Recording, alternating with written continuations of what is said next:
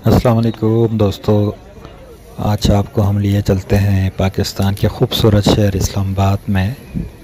और इस वक्त नाइट का मंज़र है बहुत ही ख़ूबसूरत। और इस्लामाबाद में इस वक्त हम F10 मरकज़ में आए हुए हैं। यहाँ पर बहुत सारे फूड स्ट्रीट यहाँ पर ओपन हुए हैं। आज हम स्पेशल जा रहे हैं सरियन शौरमा वाले के पास। ये आप देख सकते हैं, ये वाले तुर्किश शौरमा ओपन हुए हैं, ये भी नया ओपन हुआ है। इसके साथ जो है सरियन शौरमा वाले हैं जो कि पाकिस्तान में काफ़ी अरसे से हैं और बहुत ही मज़ेदार और लज़ीज़ किस्म के शौरमा यहाँ पे बनते हैं।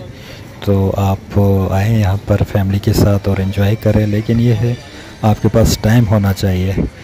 जो शौरमा है चिकन वो आपको 300 रुपये में मिलेगा और जो बीफ है वो 540 का। लेकिन आपके पास टाइम हो, क्योंकि जो है चिकन में आपको 20 से 25 मिनट और बीफ के लिए कम से कम 1 घंटा आपके पास होना चाहिए। अगर आपने कोई लज़ीज़ चीज़ खाना है तो टाइम निकालना ही पड़ेगा।